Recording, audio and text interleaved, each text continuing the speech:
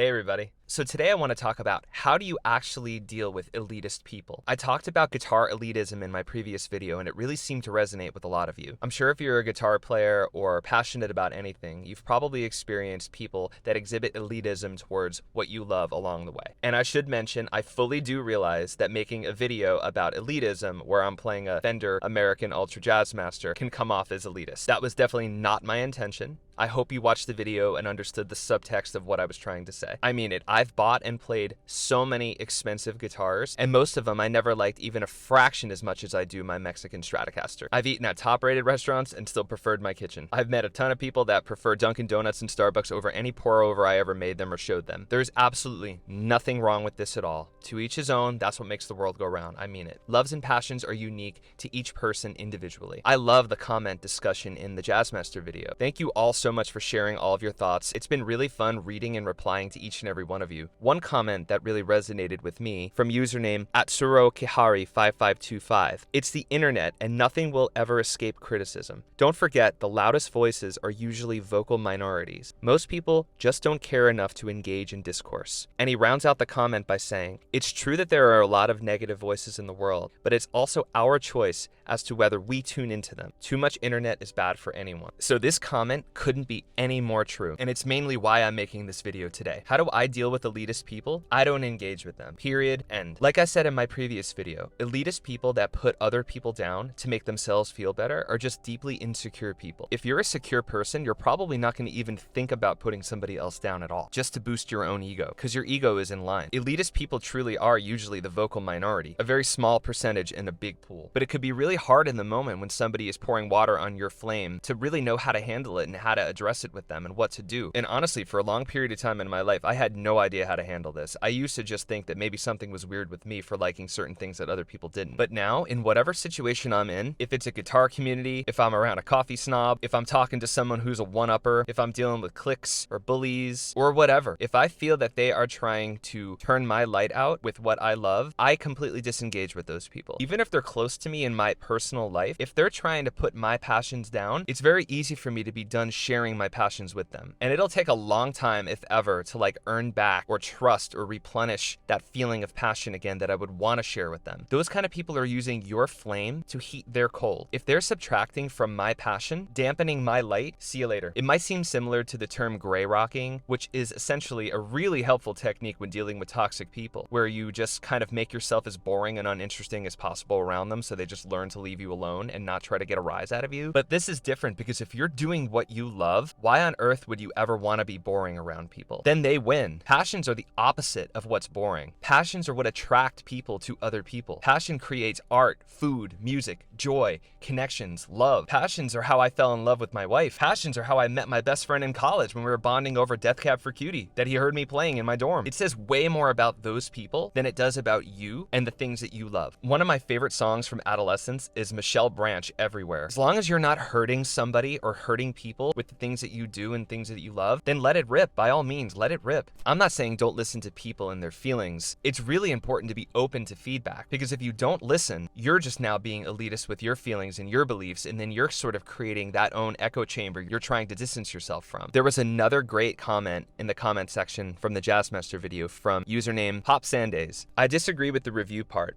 I think it's like the same analogy you used with the restaurant. If all of the reviews say that a guitar is flawed or bad, then steer clear. But if only a few say bad, then take it with a grain of salt. Locking yourself into reputable sources just puts you in that echo chamber of only taking in one review. That review might complain about quality control, but then that might just be a rogue one that slipped through and doesn't affect the whole line. Multiple sources will always be more unbiased than one or two, in my opinion. And I absolutely love this comment too. If you only read critical reviews, you might miss out on the audience favorites. Critics absolutely dumped on Hocus Pocus, and it's one of my favorite and many people's favorite movies of all time. It's all balance. So the really cool thing about disengaging is that when an insecure elitist person doesn't get the result that they want out of you, they will usually disengage too, because they're not getting the result that they want. It's kind of like you don't need to know every martial art on the planet, but if somebody's messing with you and you know just enough and you show them that you're going to be harder to mess with than somebody else, likely they're just gonna leave you alone. They don't want to deal with it. In my experience, when I started doing more of what I loved and less about what other people's opinions were, I started meeting my true kinds of people. I travel a lot for my job, and when I'm on the road, I like to find really nice coffee shops and restaurants, whatever city that I'm in. Anybody that knows me personally knows that I am super, super passionate about this. And in those places are where I usually find people like me, all different types, all different age groups, all sharing at least one commonality that unites us. There's one spot in Portland, Oregon that really sticks out to me called Proud Mary Coffee. Portland is often parodied for their pretentious takes on food and culture throughout the years, but in my experience with the city, it was the polar opposite from that. Everybody was super down to earth, really accommodating, made me feel like I belonged and I was right at home. That coffee shop and their employees, Luke, if you're listening to this, I still talk about you to everybody that'll listen to me, was filled with people that genuinely just wanted to connect with you and hear about your life and share their life with you. I think I went there like 6 times in 3 days. I sat next to somebody who left Los Angeles for a slower lifestyle, moved to Portland, acquired a record company, and we sat and we talked for hours and hours over espressos and breakfast, and if I didn't have to work, honestly, I probably would have stayed there all day. So if you go on Reddit and you type in best coffee in Portland, you might see a lot of people that say Proud Mary, but you're also going to see a lot of people that are saying that place sucks, it is so elitist over there, they charge so much money, there are way better places, and you know what? Their experience is valid, but my experience is different, and I'm not going to tell them that they're wrong for the experience that they had. If I love something and I had a great time, then I don't have to listen to other people's negative experiences with it and them telling me that I shouldn't love it the way that I do. For anything in life, whether it's guitar or food or coffee or anything, I connected with people that lifted me up. And there are plenty of times on my travels, experiences in this world where I don't have an experience like that. And that's what made that one in Portland so special to me. So don't give elitist people any power to steal your passion. If you love something,